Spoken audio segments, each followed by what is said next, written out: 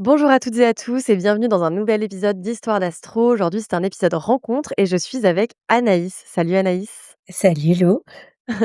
Est-ce que tu peux te présenter? Moi c'est Anaïs, je suis astrologue, et je suis connue sous le nom de Céleste Cérémonia, sur les réseaux sociaux. Je suis spécialisée pour les mères, l'enfant et la famille, parce que ça résonne pour moi, vu que je suis maman et que j'ai eu un parcours de maternité pas très facile. Et donc j'ai voulu, mettre mes connaissances au service d'autres femmes et d'autres mères. J'aime bien parce que c'est ce que je disais juste avant l'enregistrement. Jusqu'à présent, j'ai que des invités qui ont des spécificités, enfin des champs d'action assez différents et je trouve que ça montre aussi du coup toute la richesse de ce qu'on peut faire avec l'astrologie. Donc c'est génial, on va pouvoir, Ouais. explorer tout ça. Mais avant ça, est-ce que tu peux me dire, pour toi ce que c'est l'astrologie? Alors pour moi l'astrologie c'est un langage, c'est une philosophie. J'ai tendance à voir ça, comme en tout cas c'est ce que j'explique souvent à mes clientes. Pour moi l'astrologie c'est, une sorte de dictionnaire qui permet une lecture de soi et de l'autre. C'est un traducteur. Et ouais, j'ai plus tendance à voir ça comme ouais, le dictionnaire qui nous permet de mettre des mots, sur des choses dont on n'a pas forcément conscience ou, sur des choses qu'on a du mal à verbaliser. Mmh. Ouais, c'est aussi un peu ma vision sur le côté effectivement langage, que tout le monde peut apprendre d'ailleurs finalement. Il suffit juste d'apprendre un petit peu, on va dire les mots, de des différents placements et cetera et de faire des associations. Mais ouais, c'est très joliment dit. J'aime bien. Et alors comment ça s'est passé pour toi? Comment tu as rencontré l'astrologie? Est-ce que ça fait longtemps? Comment c'est arrivé dans ta vie? Bah, alors, j'ai toujours plus ou moins eu un lien avec l'astrologie, parce que quand j'avais 16 ans, mes parents étaient amis avec une astrologue, qui faisait des chroniques à l'île Maurice et en fait, elle m'avait, enfin rien à voir, mais elle me parlait d'astrologie et elle m'avait initiée à l'oracle de la Triade à l'époque. Donc rien à voir, mais du coup, j'ai, toujours été un peu, familière, enfin ça a toujours été un peu dans mon environnement d'entendre parler d'astrologie. Je m'y intéressais, mais globalement, comme, tout le monde s'intéresse à l'astrologie, à savoir où est son soleil, son ascendant et sa lune, mais Mmh. rien de bien fou. C'est en 2019, j'ai acheté un oracle qui s'appelait la lunologie et les cartes, elles sont, en fonction de placements astrologiques et je me suis dit, que pour bien la connaître, il fallait que je me mette à l'astro. Mmh. Donc du coup, j'ai commencé à potasser et le confinement est arrivé et à l'époque, il y avait, Z comme Zodiac qui faisait des consultations en visio pendant le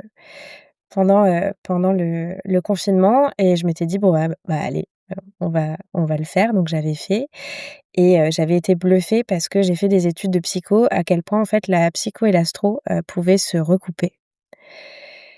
Et donc j'ai eu le temps avec le confinement puisque j'avais été mise, à mi-temps, de pratiquer. Donc du coup, en fait, j'ai potassé, potassé, potassé, beaucoup, pratiqué sur, les thèmes des copains et des copines et je me suis vraiment découverte, cette passion et en 2021, en 2020, je suis tombée enceinte. 2021, j'ai perdu mon bébé et l'astrologie a été, vraiment, un peu ma bouée et donc dans ce parcours, de maternité qui a été long jusqu'à ce que j'aie ma fille, j'ai continué à potasser et l'idée de venir en aide à d'autres femmes, a commencé à émerger un petit peu, mais bon, gros syndrome de l'imposteur. Je me sentais pas forcément légitime et quand ma fille est née en 2023, je me voyais pas reprendre ma vie, d'avant et mon travail salarié, comme si de rien n'était et donc j'ai décidé, de profiter de ma fille et de réfléchir à mon projet, d'accompagnement pour les mères et les enfants grâce à l'astrologie et j'ai créé ma boîte en avril 2024, pour, les 1 an de ma fille Génial, et donc voilà, trop bien. je me suis lancée depuis. Génial. Il y a plein de questions qui me viennent, mais justement, une des questions que je voulais te poser, c'était, justement, est-ce que du coup, cette, envie d'accompagner, dans la maternité avec l'astrologie avait été là depuis le début? Mais du coup, je comprends que oui. Et du coup, tu as jamais fait d'autres, enfin si, tu as forcément fait des lectures plus généralistes, mais disons que tu as construit ton offre directement dans ce but-là, avec cette vocation? Bah, alors, au début, j'ai vraiment proposé des trucs plus la enfin, des lectures plus larges pour m'adresser à tout le monde, parce que, ben, beaucoup m'ont dit: «Ouais, tu te fermes des portes à rester, juste, autour des mères et des femmes» et en fait, enfin et des enfants par extension, mais en fait, je me suis pas, c'est des analyses que j'aime bien, mais je me réalise enfin, je m'épanouis pas autant, je prends pas autant de plaisir que dans l'accompagnement des mères parce qu'il y a un échange, qui se passe, parce que, hem, enfin, parce qu'il y a une compréhension mutuelle et que, chacune vient déposer quelque chose. Mmh. Heu et donc c'est ça que je trouve, riche et puis en tant que scorpione, j'aime bien ce côté transformation qu'il y a autour de la maternité et donc enfin voilà, ça faisait vraiment sens et après ça m'arrive en de faire des études de thèmes, plus générales, mais c'est pas là-dessus que je centre mon offre, quoi. Mmh. Je trouve ça très Scorpion aussi de finalement, transformer quelque chose de très difficile que tu as vécu en quelque chose de lumineux finalement. Donc donc c'est terrible à dire, mais au moins ça peut t'aider aujourd'hui à accompagner d'autres personnes et ça je trouve ça très beau. Et Oui, alors, enfin totalement, c'est très cathartique, je dirais. ouais, j'imagine. Et quand tu dis que tu les accompagnes, du coup, ces femmes, alors déjà, c'est que les femmes? Il y a les enfants aussi ou? Alors c'est souvent les mamans, qu'elles viennent pour leur thème à elles ou pour le thème de leurs enfants, c'est souvent des mamans. J'ai eu Mmh. très peu de papas et en fait, quand je dis que j'accompagne, c'est que je propose aussi, alors j'en fais très peu, je fais très peu d'astro prévisionnel, sauf pour une offre où j'accompagne des couples et des femmes en désir d'enfant et qui galèrent un petit peu. Où Ah. on essaye de voir les moments, qui peuvent être, propices et ce qui pourrait, dans le thème être, bloquant. Donc je souvent, ben, je les accompagne du début jusqu'au moment où elles deviennent mamans et donc je prends souvent des nouvelles et même pour les mamans que j'ai pas eues depuis, le début. J'ai quand je dis que j'accompagne, c'est que, je reste toujours joignable et en fait, elles auront toujours une écoute, même après consultation, Hem, j'ai suivi des mamans qui étaient en pleine dépression postpartum et du coup, je prends des nouvelles assez régulièrement ou je leur dis qu'elles peuvent venir déposer, si elles le veulent donc c'est pour ça que j'insiste sur le côté accompagnement, c'est que je reste joignable et dispo à n'importe quel moment après consultation. Trop bien. C'est chouette, je pense que ça peut être vraiment un grand secours pour des femmes qui effectivement, dans ces parcours-là, enfin je suis pas maman moi, mais je vois autour de moi à quel point, déjà la conception peut être un moment qui est difficile, mais ensuite effectivement le fait de devenir mère peut être aussi, toute une épreuve. Donc je trouve ça beau de pouvoir aussi, trouver un accompagnement un peu en dehors de voilà, l'astrologie encore une fois peut être une réponse qui sort un peu des normes, mais qui au final, fait beaucoup de bien à des gens qui en ont besoin, quoi. Et quand tu regardes les thèmes des enfants, alors parce que justement, en fait, les mamans viennent te voir, elles peuvent te poser des questions sur le thème de leur enfant. Moi, la question que j'ai toujours un peu, quand on montre le thème d'un enfant, tu vois, typiquement, j'ai eu quelqu'un qui est venu me voir en consultation il y a pas longtemps qui m'a dit: «C'est terrible, ma fille, j'ai regardé son thème est horrible, la pauvre», et cetera. Du coup, j'étais: «Ah bah, mais qu'est-ce qui te fait dire ça?» Enfin, tu vois? Enfin, en plus, bon, et je connais pas, je sais qu'il a pas de grandes enfin, c'est pas un astrologue, donc voilà, on a vite fait de tirer des conclusions. Mais toi, c'est quoi ta vision de quand on regarde le thème d'un enfant et à quel point enfin, comment tu te positionnes justement par rapport à ce thème-là? Qu'est-ce que tu acceptes de donner comme information et à l'inverse, qu'est-ce que tu ne fais pas? Hem, alors ce truc j'ai vu le thème de mon enfant, il est horrible son thème et tout. Ça arrive souvent quand c'est, des personnes qui s'y connaissent un peu en astrologie, parce que, ils s je mais même moi, quand j'ai vu le thème de ma fille, au départ, je me suis dit: «Oh mon Dieu, elle a pris ça de moi, ça va pas». Je pense qu'on n'est pas capable, du même recul quand ça touche à ses enfants que quand ça touche aux enfants des autres. On arrive à être un peu plus, heu, enfin à prendre, ouais, beaucoup plus de recul. De mon côté, je précise toujours que que je fais pas de lecture complète du thème de l'enfant parce que j'ai pas envie d'ajouter, un biais, et j'ai pas envie d'influencer, les parents. Ce sur quoi j'insiste le plus, ça va être, les besoins émotionnels, donc la lune. De toute façon, la lune dans ma pratique, elle occupe, J'imagine. vraiment une très importante. Hem je vais parler, plutôt des goûts, de la manière de communiquer, des attentes, mais je vais pas dire, comment, sa personnalité va se développer ou quel être humain, cet enfant va devenir. Je parle vraiment des besoins à l'instant T et de comment accompagner, cet enfant pour l'aider à s'épanouir. C'est, Intéressant. un peu des tips aux parents, j'ai des parents qui viennent me voir pour des tout petits bébés qui, ont du mal à s'endormir. Est-ce que c'est un enfant qui, va avoir Pluton un peu fort et donc sujet aux angoisses? Est-ce que c'est un enfant, enfin, en fait, c'est ça que je vais vraiment venir regarder dans le thème, quels sont les besoins qui vont ressortir du thème de cet enfant et comment le parent peut y répondre, en accord avec ses propres besoins à lui. Mmh. Trop En général, intéressant. c'est comme ça que je le fais. OK. Alors attends, j'ai 2 questions qui je vais essayer de j'en choisis une et peut-être que du coup ça nous fera revenir sur le sujet. Heu, j'ai vu sur ta page Instagram que tu disais que justement tu ne t'étais pas formée et que c'était un choix de ta part. Enfin non, tu t'es formée évidemment, mais que tu n'avais pas fait de formation, astro et que c'était un choix de ta part. Est-ce que tu peux nous en dire un petit peu plus du coup sur, pourquoi et comment du coup? Enfin, tu en arrives? Bah, alors pourquoi? Parce que déjà, c'était un peu, difficile pour moi de choisir dans la masse, de ce qu'il y avait. Ensuite parce que, bah, en fait, parce que justement, je voyais ça comme une philosophie, j'avais pas envie d'adhérer à la philosophie, à l'interprétation d'une seule personne. Après, je suis plusieurs conférences de différents astrologues et tout ça, mais j'avais pas envie de m'enfermer dans ce côté, formation.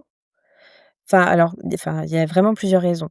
Je pense que pour ça, je vais parler de certains de mes placements. Je suis ascendant Verseau, du coup, j'aime pas qu'on me dise ce que je dois faire et ou comment je dois faire les choses, comment je dois apprendre. Enfin, j'ai vraiment beaucoup de mal, avec ça, au fait de me conformer, à quelque chose. Donc déjà, c'était une des raisons. Hem Ensuite, j'aime bien quand les choses sont quand même carrées et cadrées, ce qui est pas forcément le cas avec l'astrologie puisque c'est pas diplômant. Donc je ne me voyais pas faire quelque chose qui n'était pas, qui n'était pas diplômant. Heu et ouais, j'ai un Mercure en Sagittaire qui fait que, bah, j'ai envie de continuer tout le temps à apprendre, à me former et en fait, je suis aussi une liseuse compulsive. Je lis au moins un bouquin, par semaine et du coup, j'avais besoin de cette lecture-là et de cet apprentissage seul aussi pour me Mmh. prouver, et de me conforter à plein me confronter en fait à plein de points de vue. Tu fais partie de ces gens que j'admire parce que j'ai plein de bouquins d'astrologie, vraiment, genre là, tu verrais mon bureau, ça déborde.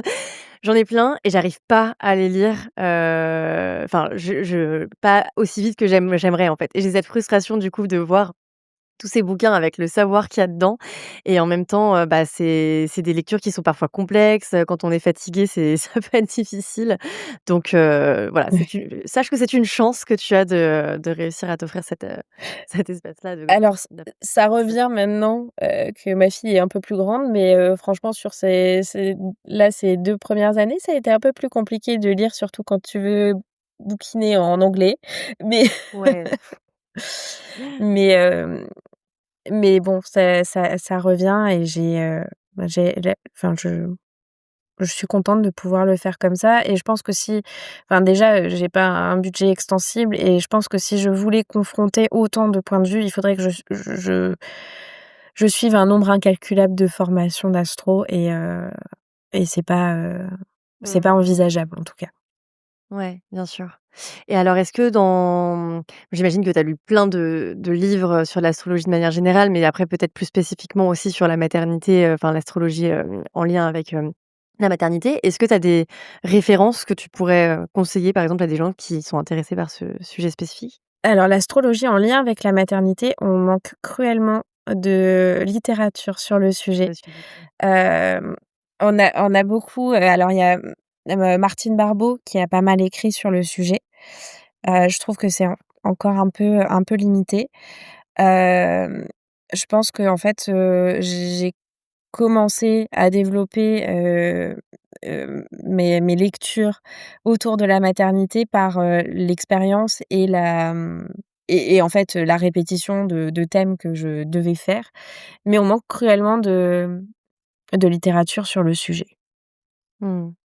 Et du coup, où est-ce que tu as été chercher les connaissances? C'est vraiment toi en te posant, sur les thèmes, en te disant: «OK, bon, comme je sais que la lune représente», enfin, tu as Bah, construit ton propre, en faisant pas mal d'analogies autour de la lune, je sais que, autour des analyses, alors moi, un astrologue que j'adore, ça va être, enfin alors il y a Dan Rudyard qui a fait pas mal de trucs sur l'astropsycho où j'ai réussi à développer par analogie pas mal de concepts autour de la psychologie et du coup, tout ce qui va être dépression postpartum et tout ça. Et il y a Steven Forrest, voilà. Steven Forrest qui est un astrologue que j'adore et je trouve que, dans la présentation des planètes, il insiste beaucoup toujours sur le côté émotionnel, que ça soit pour la Lune, mais sur, Mercure aussi, Vénus. Il y a quelque chose de très poétique, dans ses interprétations, de très sensible et du coup j'arrive à enfin en fait, j'arrive vraiment à appliquer Hem, c'est sa méthode, à la maternité. OK, trop intéressant. Et j'ai vu, alors je vais peut-être dire des je s enfin, j'ai vu qu'en gros certaines maisons pourraient ouh là, je vais recommencer. J'ai vu que certaines, maisons pouvaient correspondre par exemple au premier enfant, au deuxième enfant, au troisième enfant et cetera. Est-ce que c'est quelque chose que toi tu utilises aussi? Alors ça, je l'utilise pas forcément parce que, parce que je trouve du coup que ça s'applique pas forcément aux personnes en fait. Quand, on a vécu des fausses couches ou perdu un enfant, ces maisons-là de premier enfant, deuxième enfant, troisième enfant sont pas forcément, hyper intéressantes en termes d'interprétation. Je vais vraiment plus venir voir, le côté émotionnel et en fait, dans le vécu de la maternité, j'aime regarder la maison 8 et la maison 12. OK, intéressant. Pour le côté, transformation qui va y venir, autour, la maison 8, les transits, en maison 8 au moment où on devient, mère, sont peuvent jouer dans les risques de dépression du postpartum, dans les ressentis, en fait, de la mère pendant sa maternité, de comment est-ce qu'elle vit ce grand chamboulement qu'est la maternité et la maison 12 sur tout l'aspect, émotionnel. Qu'est-ce qui se passe, en fait, intérieurement, psychologiquement dans cette étape de vie et qu'est-ce qui va se passer au niveau des transits? Chez l'enfant, la maison 12, j'aime bien la regarder parce que ça va donner des indications sur le mo la manière, dont il est venu au monde et dont sa mère a vécu son arrivée et en fait, sa fin de grossesse, son accouchement. Par exemple, on va retrouver beaucoup d'enfants, avec un Pluton, en 12 ou à l'ascendant, avec, des mères qui ont soit, vécu un deuil avant, soit, vécu un accouchement traumatique. Dans ce truc premier enfant, deuxième enfant, troisième enfant, je trouve que c'est trop, enfin, en fait, que ça laisse pas beaucoup d'ouverture. Alors que moi, je m'oriente vraiment autour de la mère, de ses besoins, de ce qu'elle, je sais pas si c'est clair, de ce qu'elle vit, de ce qu'elle ressent et en fait, je ferme pas à j'ai pas envie de faire de distinction dans ces maternités. Par contre, ce que je vais venir observer, c'est les différents transits, à chaque naissance. Qu'est-ce qui s'est passé pour ce premier enfant? Qu'est-ce qui s'est passé pour ce deuxième enfant? Qu'est-ce qui s'est passé pour ce troisième enfant? Et du coup, en fait, ça permet aussi d'inclure, tout ce qui va être, perte d'enfant, deuil périnatal, et grossesse difficile dans ces Mmh. analyses-là. OK, intéressant. J'ai vu que tu faisais aussi des ateliers, il me semble. Je sais juste pas si c'est des ateliers en live ou si c'est des ateliers en physique, je me rappelle plus. Tu veux nous en parler un petit peu? Heu, alors les ateliers sont pas encore, lancés, mais je vais lancer en c'est il faut juste que j'arrive à trouver une date, propice. Mais j'ai envie de lancer des cercles de femmes, en fait, en ligne et des ateliers autour de ça. Après, je me déplace dans plusieurs, endroits, quand j'y suis invitée pour faire soit des ateliers découvertes. Pour l'instant, j'en ai pas encore, organisé, soit, des consultations découvertes aussi. Mmh. Ouais, je trouve ça beau de vouloir organiser des cercles de femmes parce que du coup, j'imagine que ça sera aussi, enfin, c'est purement, pour que les gens puissent échanger ou tu as quand même cette dimension astrologique où tu prends leurs thèmes et tu les fais évoluer sur le sujet? Alors il y a cette, dimension astro où j'ai envie, en fait, de parler des transits du mois, en cours.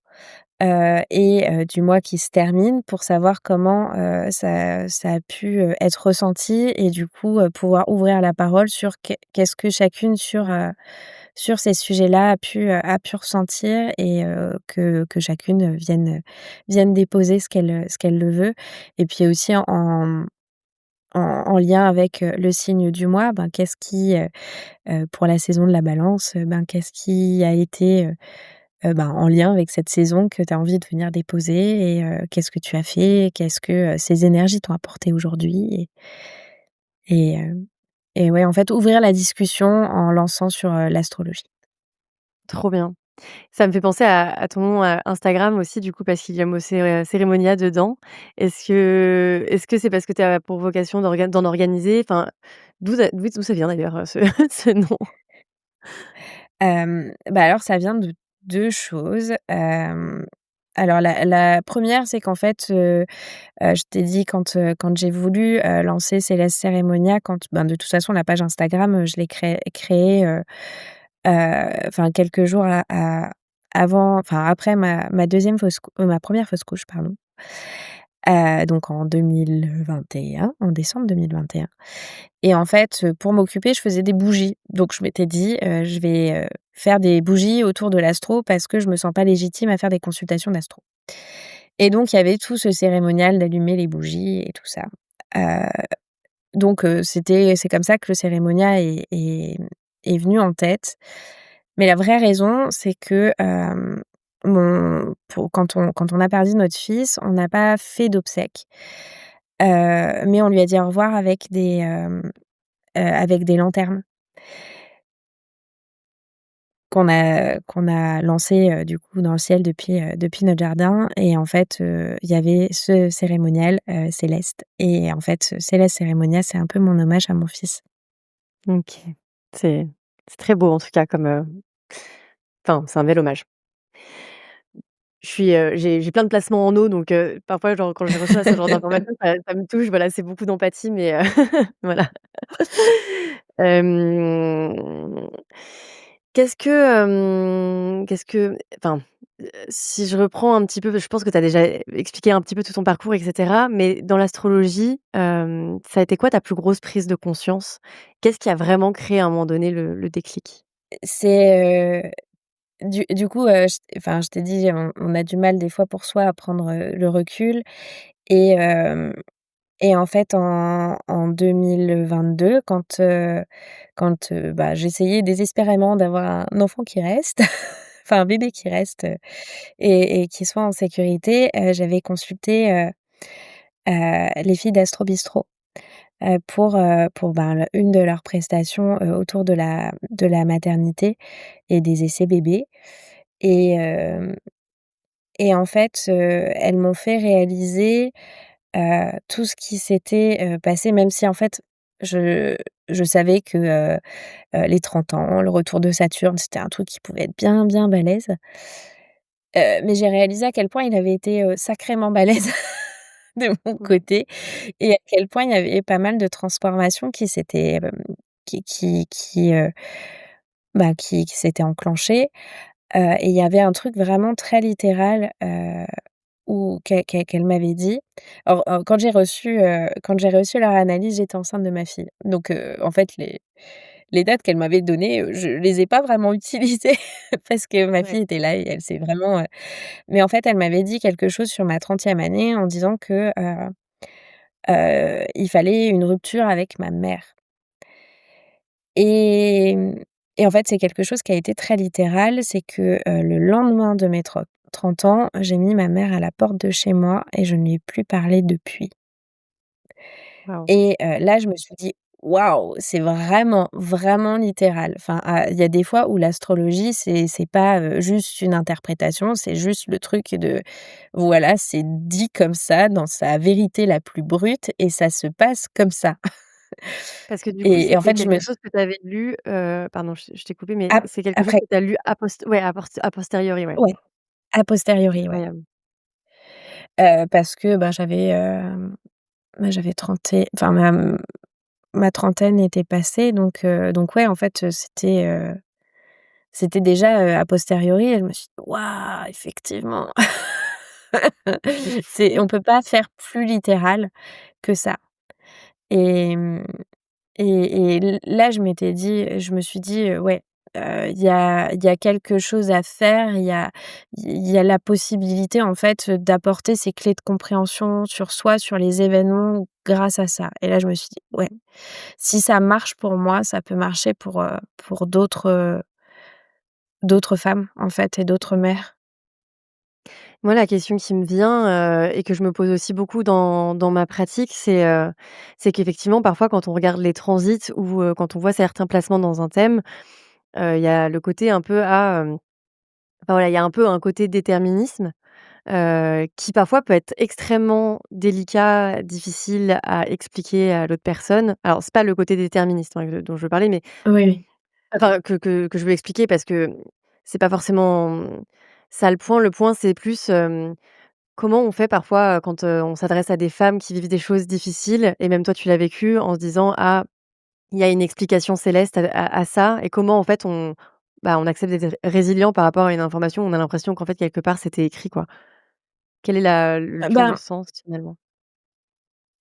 alors c'est toujours un sujet hyper délicat et je sais que même moi j'ai enfin, d'un point de vue, vraiment, heu, enfin de mon point de vue, très très intime, c'est toujours quelque chose enfin une chose sur laquelle j'ai vraiment du mal à statuer et à me dire, tu vois? Je suis toujours un peu partagée entre est-ce qu'il y a vraiment du choix? Est-ce qu'il y a vraiment du déterminisme? Est-ce que j'aurais pu passer, outre ça?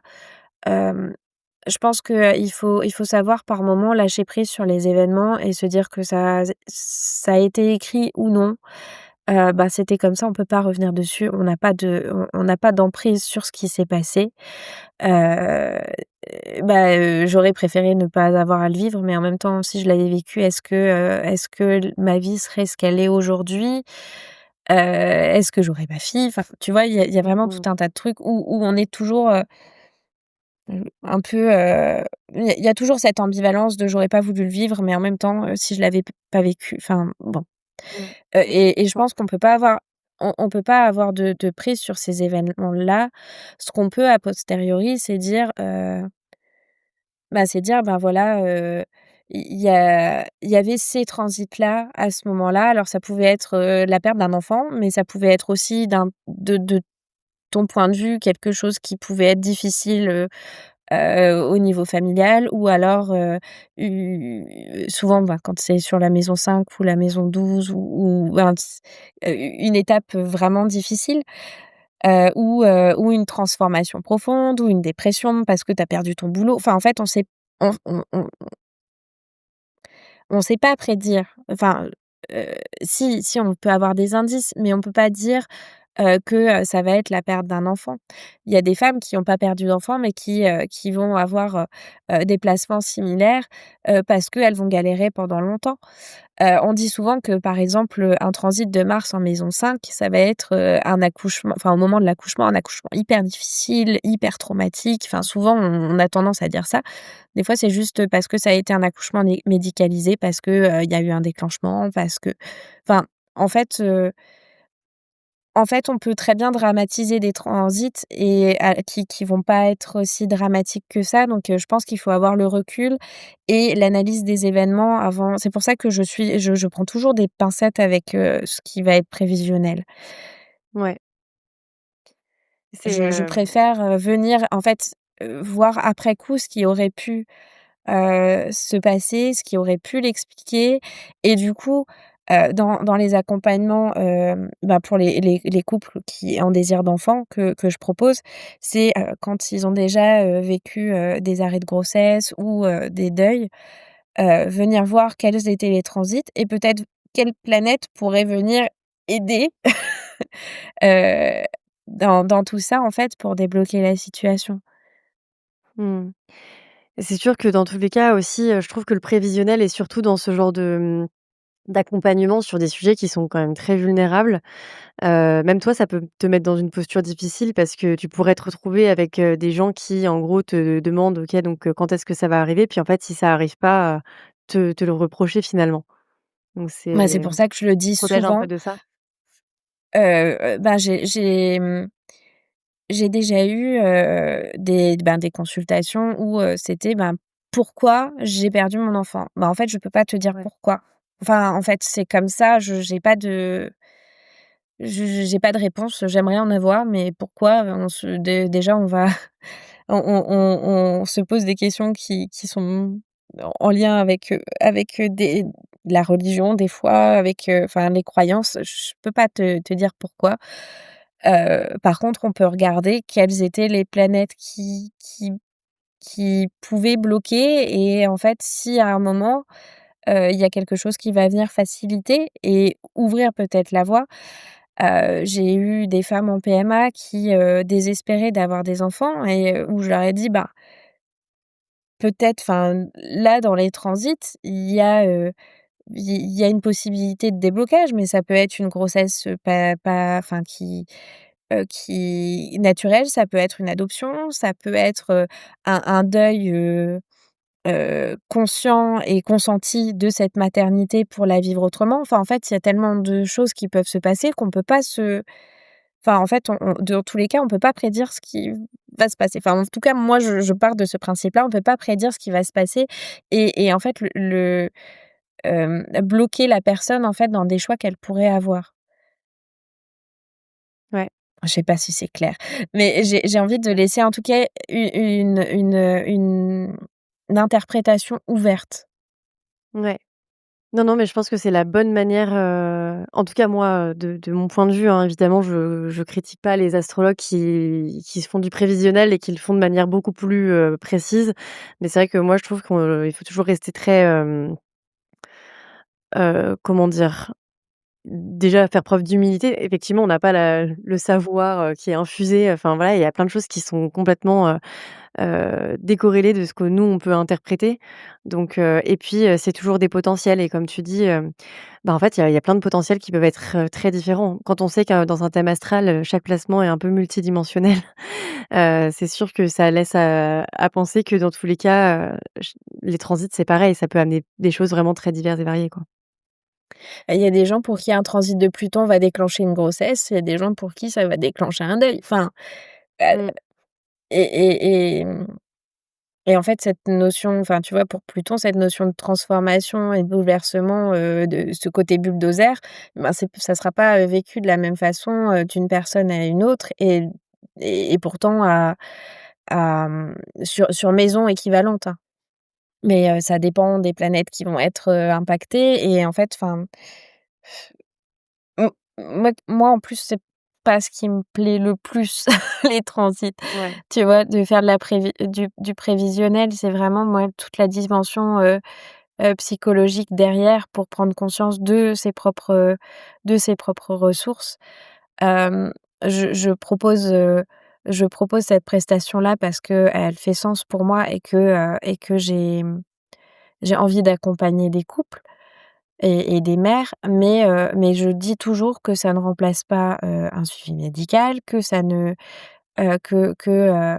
je suis pas voyante, donc en fait, je peux accompagner sur des je peux donner des dates propices, mais ça peut être des dates propices à la conception comme des dates propices, à la prise de conscience et à une certaine, je dirais, heu, tu sais, ça peut être une étape où la personne va prendre conscience de façon très sereine et faire son deuil, sereinement de sa maternité aussi. Donc ça peut être, à double tranchant, donc je ne dis pas, je ne dis pas: «Vous allez avoir un bébé», mais en tout cas, Ouais. voilà, il y a des périodes, qui sont un peu plus, favorables pour ça et j'ai pas encore assez le recul, j'attends encore, des retours de couples que j'ai pu accompagner là-dessus. Ouais. Ah, ça doit être chouette en vrai quand tu as des couples aussi qui te disent: «Ça y est, l'enfant est arrivé» et cetera, ça doit être vraiment Voilà, un bon moment, j'attends. quoi. Trop bien. Hem, on arrive à la fin de cet épisode et j'ai une série de questions que j'aime bien poser, du coup à mes invités, donc on va OK, se lancer là-dedans si ça te va. Est-ce qu'il y a oui. un placement que tu as dans ton thème que tu aimes particulièrement? Il y en a ouais, il y en a, en fait, j'ai appris à faire la paix avec mon thème et du coup, maintenant, je l'aime beaucoup, donc il y a pas mal de placements que j'aime. Hem Je dirais, en prio, je peux pas ne pas la nommer. Je suis très fière de ma lune en Taureau. Je l'aime beaucoup. Hem, je l'aime beaucoup parce que, elle forme un grand trigone, en signe de terre et en fait, c'est ça rend un peu naturel ce côté, mère nourricière, mais en fait, je l'étais avant d'être mère. À prendre soin, et donc j'aime bien cette lune en Taureau, je l'aime encore plus depuis que je suis maman. Elle a pris vraiment toute sa dimension. Et après même si c'est pas, facile tous les jours, j'aime beaucoup, ma triple conjonction en Scorpion, Soleil, Mars, Pluton. Ah! Bah, moi j'ai une, triple alors j'ai mon soleil en Scorpion aussi, mais j'ai une triple conjonction Mars, Mercure, Pluton. Donc OK. voilà, on n'est pas loin et je comprends. Tu veux un peu Mais nous alors expliquer? c'est pas facile tous les jours parce que tu vois, ça rend très impulsive et je peux avoir énormément de colère en moi.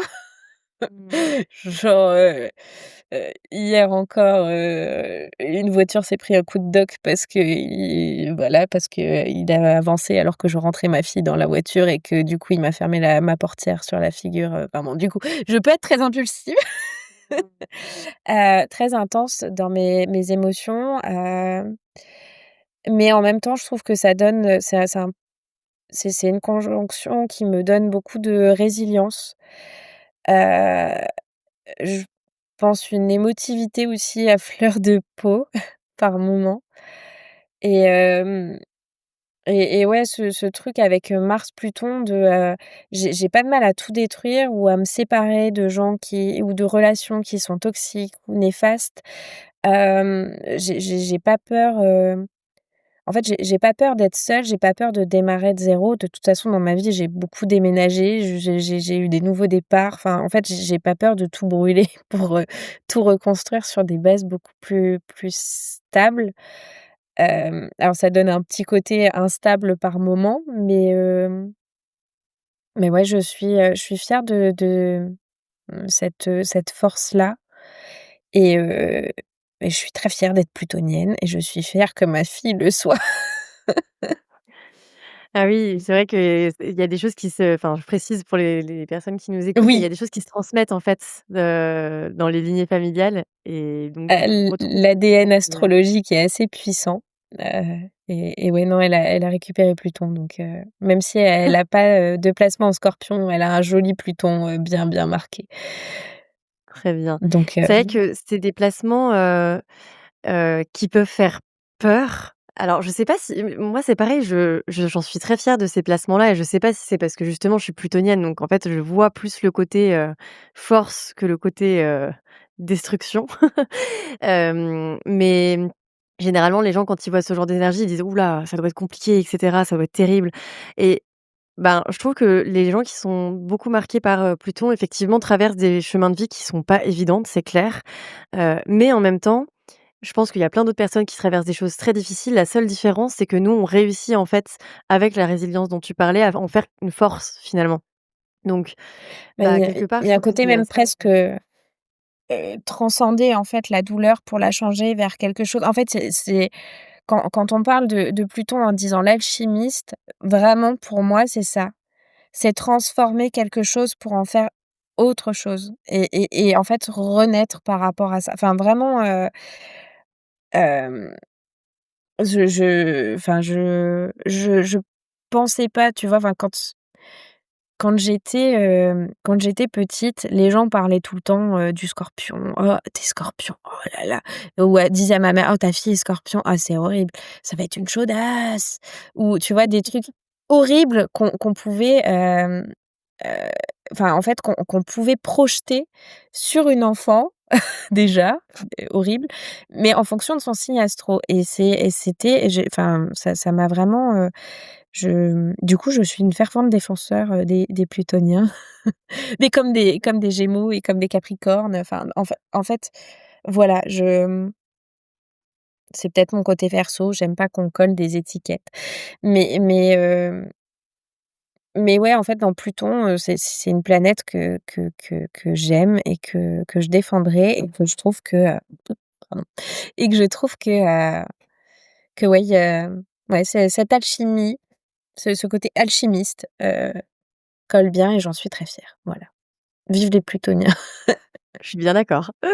Et alors bon, tu as dit que tu avais fait la paix avec ton thème et ça, c'est super. Je pense que d'ailleurs, c'est un très beau message qu'on peut passer aux gens, c'est-à-dire que votre thème est très bien comme il est. C'est juste qu'il faut apprendre à justement, bah, découvrir les différents placements et pouvoir comprendre, bah, quels sont les challenges, certes, qu'ils peuvent vous apporter, mais aussi, comment ça peut vous permettre d'évoluer. Mais quand même, j'ai une question, est-ce qu'il y a un placement que tu aimes moins ou avec lequel tu as eu le plus de difficultés, en tout cas, à faire la paix? Ouais, Lune Saturne. J'ai pas beaucoup, enfin, c'est la seule opposition que j'ai dans mon thème. C'est, une opposition Lune Saturne, mais en fait, j'ai Saturne en 12. OK. Donc, mon Saturne en 12, est vraiment pas facile, alors même si, enfin voilà, ça fait gagner en maturité et j'ai des prises de conscience, sur pas mal de choses que j'ai pu vivre, c'est pas indolore. Déjà, ben, ma lune Saturne, ça a été, très compliqué d'un point de vue, maternité. Ça a été très difficile comme je le disais, dans ma relation avec ma propre mère, dans le ressenti que j'en ai parce que du coup, j'ai enfin, en fait, par contre, c'est un placement que j'ai pu travailler et comprendre parce que, j'ai une mère qui est bipolaire, dépressive, qui a toujours été en dépression et j'ai toujours été la mère de ma mère. Mmh. Très, très jeune, j'ai fait des j'ai eu des périodes où je révisais mon bac, où elle était au lit et où je faisais 1 heure de route à pied pour aller faire des courses, pour faire à manger à ma sœur. Enfin, voilà, j'ai eu des moments, heu, comme ça. Là, en ce moment, il commence à s'éloigner, mais j'ai Pluton qui était, en transit sur, mon Saturne natal.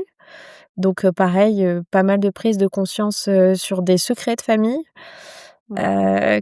qui ont été pas enfin pas forcément évidents, mais bon, encore une fois, c'est un placement que j'ai mis du temps, enfin que j'ai pas que j'accepte pas, mais que j'ai mis du temps à comprendre et qui est douloureux, que je ressens en fait comme douloureux. C'est quelque chose, c'est ma faille, voilà. Ma lune Saturne, c'est ma faille. Mmh. Je comprends.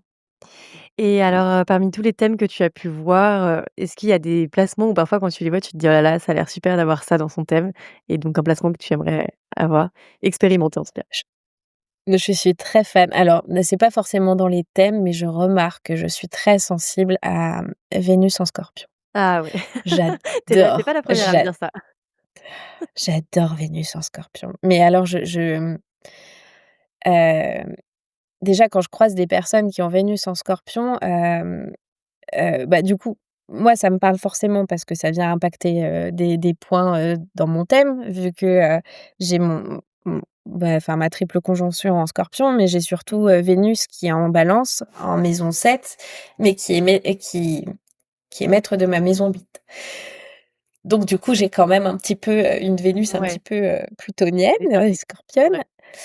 Elle est un peu teintée et du coup, Vénus en Scorpion, elle me fascine. J'aime son intensité. Je trouve qu'en général, d'un point de vue esthétique, je les remarque les lunes en enfin les Vénus en Scorpion et je suis très fan de Hémocore. Donc c'est une branche de métal, Ouais. et j'ai remarqué que, allez, 75 des chanteurs de groupes, que de groupes de Hémocore, que j'aime beaucoup ont Vénus en Scorpion. C'est génial. J'adore. Du coup, c'est Ouais, très ça drôle. fait sens quand même. Bah, ouais. Ça fait sens dans le emo-core, mais parce que du coup emo-core c'est émotionnel hardcore, donc c'est un truc très violent mais sur les émotions, donc avec Vénus en Scorpion, ça te colle plutôt bien et souvent ils ont, Vénus en Scorpion. Donc voilà, Ouais, moi parce c'est que Vénus, Vénus en Scorpion qui me fascine et la Lune en Verseau. La Lune en Verseau me fascine aussi, heu, parce que je trouve qu'elle est parfois un peu plus difficile à cerner, notamment, dans les thèmes de maman. Parce qu'il y a toujours, c'est une lune qui est très ambivalente entre son devoir maternel et son besoin d'autonomie et de liberté mmh. et c'est une lune qui est fascinante, mais pas si évidente que ça, à appréhender quand on est maman. Du coup, c'est des lunes qui en consultation, me fascinent, mais qui en même temps peuvent créer une ambivalence. Oui, puis il y a le côté un petit peu, détachement émotionnel où on intellectualise beaucoup plus qu'on ne s'autorise à vivre les émotions, donc ça peut être parfois, Oui, dans la aussi un petit peu compréhension de son propre enfant, quand en face il y a une lune en eau, par exemple, c'est plus difficile, le de cerner enfin ses besoins émotionnels. Mais globalement, les lunes en air, je les trouve fascinantes. et juste ça me fait penser, mais tu utilises un peu la synastrie pour prendre les thèmes des enfants avec les thèmes des parents ou pas? Oui, j'adore ça. J'adore j'adore ça. Je le fais, c'est une prestation que je fais pas, si souvent que ça, mais que j'adore parce que, il y a vraiment tout ce potentiel d'ADN astrologique que tu peux comprendre. Enfin, je ça, tu vois, autant on parlait du prévisionnel que j'aimais pas tant que ça, mais alors les synastries par enfant, mais qu'est-ce que j'adore! Ça me Ouais, ça doit être hyper intéressant. je pourrais en parler des heures, mais ça me fascine et puis même quand je fais une consultation, uniquement sur le thème de la mère, il faut toujours que j'aille regarder un peu la synastrie, mère-enfant. Ça me j'adore ça. J'imagine. Pour conclure cet épisode, est-ce que tu aurais une recommandation, un conseil, aux personnes qui nous écoutent et qui s'intéressent à l'astrologie, qui débutent? Parce que généralement, c'est plutôt ça mon public, j'ai l'impression. Donc si par exemple, bah, toi, tu te rappelles comment tu étais quand tu as commencé à étudier, ce langage, qu'est-ce que tu pourrais recommander? De pas se conformer. Le Hem, Verseau.